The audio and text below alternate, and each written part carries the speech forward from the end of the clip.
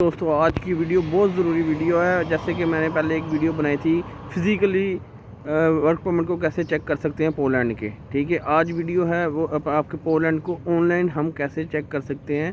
ठीक है, और ये वीडियो बहुत ज़रूरी वीडियो है उनके लिए जिन्होंने पोलैंड का अप्लाई किया हुआ है, जिन्होंने करना है, जिनके पास वर्क परमिट है और जिनके केस सबमिट है, रजिस्टर हैं एम्बेसी पोलैंड में। ठीक है, उनके लिए सब ज़रूरी वीडियो है। इसको पूरा एंड तक देखें ताकि कोई भी पॉइंट आपका मिस ना हो और आपको पूरी इन्फॉर्मेशन मिल सके। तो आप सबसे अभी मैं जो बात करने जा रहा हूँ, वीडियो दो ऑप्शन पे, दो पॉइंट पे है, तो इसको ज़रूर देखें, आखिर तक देखें। ये दो पॉइंट क्या है, एक तो हम चेक करेंगे ऑनलाइन अपना वर्क परमिट पोलैंड का कैसे चेक कर सकते हैं, दूसरा हम इसको खुद बाय सेल्फ कैसे रजिस्टर कर सकते हैं अपॉइंटमेंट के लिए पोलैंड एम्बेसी में। ठीक है, ये बहुत ज़रूरी वीडियो है, ज़रूर देखें, एंड तक देखें, शेयर करें, लाइक करें इसको। दूसरी बात यह है कि बहुत सारे बंदों ने मुझे कमेंट्स किया कि हम रजिस्टर कर रहे हैं अपॉइंटमेंट के लिए, अपने वर्क परमिट अपॉइंटमेंट के लिए पोलैंड एम्बेसी में, बट वो फेल आ रहा है। ठीक है, मतलब रजिस्टर फेल उनको ईमेल रिसीव होती है। तो वो क्यों होती है वो भी मैंने बताया इस वीडियो में। वो इसलिए होती है कि आपका जो वर्क परमिट है वो फेक है। ठीक है, फेक वर्क परमिट की वजह से वो आपकी जो रजिस्टर नहीं हो रही अपॉइंटमेंट। तो इसलिए ये वीडियो बना रहा हूँ कि सारे बंदे ये वीडियो को पूरे गौर से देखें, लास्ट तक देखें, ताकि आपको समझ आए ये पूरी वीडियो की। और इसको शेयर करें, सब्सक्राइब करें, लाइक भी करें। अभी चलें स्क्रीन पे चलें, ये देखें वीडियो में पूरा इसको बनाया, ये देखें पूरी। आज की वीडियो है पोलैंड का वर्क परमिट आप किस तरह चेक कर सकते हैं।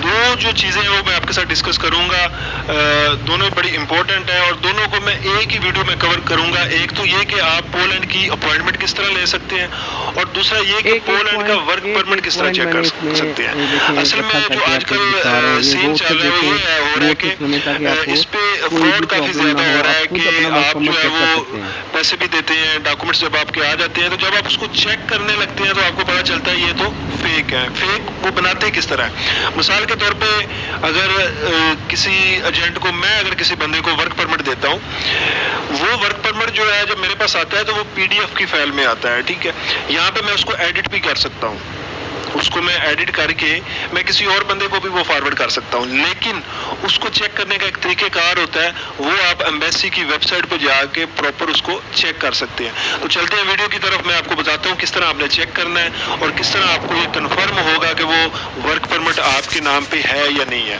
तो अभी ये देखें, ये बेसिकली मैं पोलैंड की एम्बेसी पे जो उनकी मेन वेबसाइट है वहाँ पे मौजूद हूँ। ठीक है, इस्लामाबाद में जहाँ पे ये एम्बेसी है उसका ये एड्रेस भी दिया हुआ है। ठीक है, फ़ोन नंबर वगैरह सब कुछ यहाँ पे ऐड है। इसी तरह जो है वो उनकी सारी यहाँ पे सर्विसेज जो है वो यहाँ पे अवेलेबल हैं। तो यहाँ पे आपने बेसिकली जो है यहाँ पे आना है ई कॉन्सुलेट पे। ठीक है, मैं इसका लिंक अपनी वीडियो की डिस्क्रिप्शन में दे दूंगा, वहाँ से इजीली आप यहाँ पे आ जाएंगे। अब यहाँ पे आप चेक कर सकते हैं, आप किसी भी कंट्री से, आपको जोन से भी कंट्री से हैं, जिधर के भी हैं, यानी कि आप बांग्लादेश में हैं, आप नेपाल में हैं, आप मलेशिया में हैं, पाकिस्तान में हैं, इंडिया में, कहीं पे भी हैं, अब वहाँ से चेक कर सकते हैं। अभी मिसाल के तौर पे मैं यहाँ से पाकिस्तान से जो है वो मैं चेक करना चाहता हूँ, तो मैं यहाँ से पी के ऊपर अगर क्लिक करता हूँ तो मेरे सामने ये पी से जितनी भी कंट्रीज आती हैं उनके नेम आ गए, पुर्तगाल, पीरो, पनामा, ठीक है, इसी तरह पाकिस्तान, ये सारी कंट्री पी से जो होती हैं। अब मैंने पाकिस्तान की एम्बेसी जो है वहाँ पे मैंने अपॉइंटमेंट भी लेनी है और मैंने अपना वर्क परमिट जो है वहाँ पे चेक करना है। ये दोनों काम हो रहे हैं, दोनों काम जो है वो यहाँ से स्टार्ट हो गए। ये अपॉइंटमेंट लेने का भी तरीकेकार है। अगर आप यहाँ पे रीड करें, to make an appointment find the country and then select the location where you want to make an appointment, यानी कि यहाँ से आप अपॉइंटमेंट भी ले रहे हैं और जो है वो क्या कहते हैं अपना वर्क परमिट भी चेक कर रहे हैं। अब यहाँ से आपने पाकिस्तान पे, अगर मैं पाकिस्तान से करवा रहा हूँ तो मैं पाकिस्तान पे क्लिक कर दूंगा। यहाँ पे मैं क्लिक करता हूँ तो मेरे पास ये एक लिंक आ गया, इसके ऊपर मैंने क्लिक कर दिया।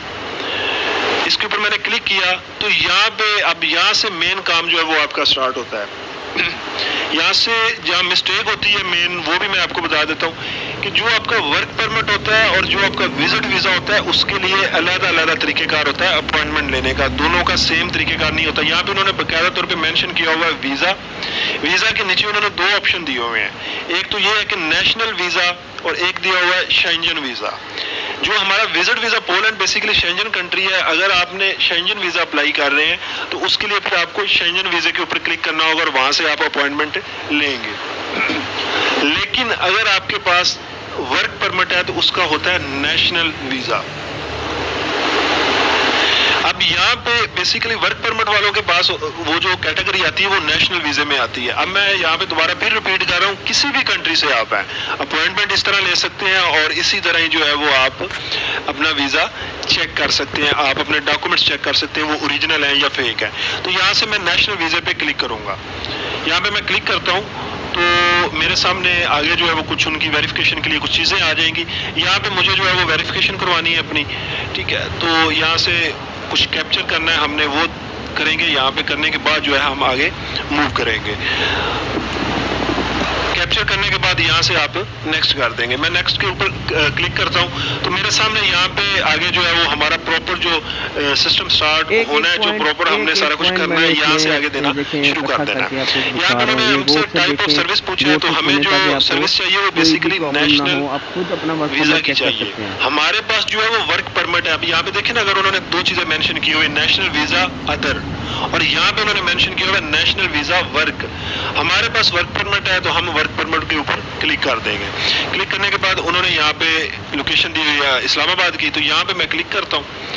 यहाँ पे जब मैं क्लिक करता हूँ तो उन्होंने मुझे बता दिया है कि इस्लामाबाद में इस डेट की अपॉइंटमेंट मौजूद है, इस डेट की अपॉइंटमेंट जो है वो अवेलेबल है, ठीक है। तो यहाँ से मैं इसको नेक्स्ट कर देता हूँ। यहाँ से जब मैंने नेक्स्ट की तो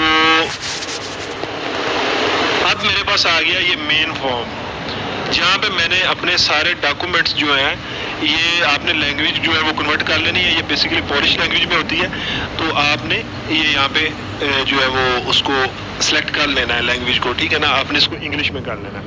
अब यहाँ पे हमने सारी अपने जो है वो डॉक्यूमेंट्स की डिटेल, यहाँ से आपको पता चलेगा कि आपके जो डॉक्यूमेंट्स हैं वो ओरिजिनल हैं या फेक है। तो मैं जल्दी से इसको फिल कर देता हूँ, आपके सामने फिल करूँगा। जल्दी से फिल करने के बाद फिर आगे हम चलते हैं और देखते हैं क्या हमें रिस्पॉन्स आता है। आपने जल्दी से ये फिल करना है। फिल करने के बाद यहाँ पे नेम आ गया, आप फादर नेम आ गया, ठीक है। आपका ईमेल एड्रेस जो है वो, फ़ोन नंबर, ठीक है। उसके बाद आपने उनको जो ट्रैवल प्लान बताना है, तो वो यहाँ पे आपने 1 माह का मेंशन करना है, ठीक है। इसके बाद आपका पासपोर्ट नंबर जो है वो यहाँ पे आप मेंशन करेंगे। पासपोर्ट किस कैटेगरी का, ऑर्डिनरी पासपोर्ट होता है, वो मेंशन करेंगे। मेंशन करने के बाद नीचे आपसे उन्होंने यहाँ पे 3 चीज़ें जो बड़ी इंपॉर्टेंट है, वो ये तीनों चीज़ें जो है ये आपके वर्क परमिट में होंगी। एक तो ये है कि ये किस डिपार्टमेंट से रिलीज हुआ है, आपके वर्क परमिट के ऊपर मेंशन होगा, ठीक है। दूसरा ये होगा कि ये इसका एक नंबर ऑफ डॉक्यूमेंट्स होता है। नंबर ऑफ डॉक्यूमेंट्स जो होता है वो भी आपके जो ये वर्क परमिट होता है उसके ऊपर मेंशन होता है। मेन के ऊपर लिखा होता है सबसे ऊपर, तो वो आपने यहाँ पे ऐड करना होता है। अगर आप उसको पॉलिश ज़बान में कहें तो नंबर ऑफ डॉक्यूमेंट्स लिखा होगा, ठीक है। तो ये आपने यहाँ पे लिखने के बाद जो है यहाँ से आपने एग्री करना है। एग्री करने सारी चीज़ें एक दफ़ा फिर चेक कर लेनी है, ताकि इसमें कोई आपने मिस्टेक नहीं करनी। जो आपकी पासपोर्ट की इन्फॉर्मेशन है, क्योंकि जो आपका वर्क परमिट होता है सेम वही चीज़ें जो होती हैं वो यहाँ पे आपने आपके पासपोर्ट के ऊपर होती हैं, ठीक है। वही चीज़ें आपने यहाँ पे मेंशन करनी होती है। तो मेन जो 3 चीज़ें होती हैं वो ये होती हैं कि यहाँ पे जिस डिपार्टमेंट से आपका जो वर्क परमिट रिलीज हुआ है वो डिपार्टमेंट का नेम उसके ऊपर मेंशन होता है, वो यहाँ से आपने सेलेक्ट करना होता है, ठीक है। ये देखें ना, यहाँ पे अगर आप क्लिक करते हैं तो आपके सामने ये आ जाएगा ऑप्शन, ठीक है। तो अब जिस डिपार्टमेंट से आपका ये काफ़ी ज़्यादा है, ये देख लें, जहाँ से आपका जो है वो ये यानी कि रिलीज हुआ है, जहाँ से आपको उन्होंने दिया वही डिपार्टमेंट यहाँ पे आपने सेलेक्ट करना है। तो मैंने यहाँ से सिलेक्ट कर लिया जहाँ से ये रिलीज हुआ है, ठीक है। उसके बाद यहाँ से एग्री करना है। एग्री के बाद आपने नेक्स्ट कर देना है। अब यहाँ से आपने उससे आपको एक जो है वो नोटिफिकेशन दिया कि आप तसल्ली से इसको एक दफ़ा चेक कर लें, ठीक है। अगर तो इसमें कोई मिस्टेक है तो आप जो है उसको ठीक कर लें, अगर नहीं है तो यहाँ से सेव करें। सेव करने के बाद जो है आपने यहाँ से इसके ऊपर क्लिक कर देना है। जैसे इसके ऊपर आप क्लिक करेंगे, मेल जो आएगी उसको आपने चेक कर लेना है। वहाँ पे आपको डेट भी दी जाएगी, सारा कुछ वहाँ पे मेंशन किया जाएगा, आपको बताया जाएगा। उधर से आपको 2 चीज़ें बताई जाएंगी जो आपको मेंशन की जाएंगी, जो मेन चीज़ें होती हैं। उसमें अगर आप देखें तो ये मेल जो है वो रिसीव हो गई है, ठीक है। मैं अगर इसको ओपन करता हूँ तो यहाँ पे उन्होंने मुझे जो है वो अपॉइंटमेंट की डेट दे दी है। अब यहाँ पे क्या हुआ है, ये गौर से देखें, अगर तो देखें यहाँ पे सिर्फ एक ही मैसेज आया है, प्रॉब्लम ना हो, आप ये खुद चेक अपना कर वर्क लें, परमिट चेक उन्होंने कर सकते अपॉइंटमेंट हैं। की डेट मुझे दे दी है, ठीक है। और यहाँ पे अगर तो इसमें डॉक्यूमेंट्स में कोई प्रॉब्लम होती, यानी कि आपके डॉक्यूमेंट्स फेक होते, तो नीचे आपको एक मेल और आनी थी जिसमें उन्होंने मेंशन करना था कि ये डॉक्यूमेंट्स आपके नहीं है, ये फेक है। तो अभी जो मैंने डॉक्यूमेंट्स फिल किए हैं वो जो क्योंकि ओरिजिनल है, जेन्युइन है, तो इस वजह से यहाँ पे आपको उन्होंने मेल कर दी है कि आपकी ये मेल आ गई, जो है इसको आप फलानी डेट को आपने जो है वो एम्बेसी में आ जाना है, और उसके बाद आपका जो भी इंटरव्यू होगा, जिस तरह का भी होगा, वो सारा उन्होंने बता दिया। अब यहाँ तक तो ये है कि आपको उन्होंने मेल भेज दी, ठीक है।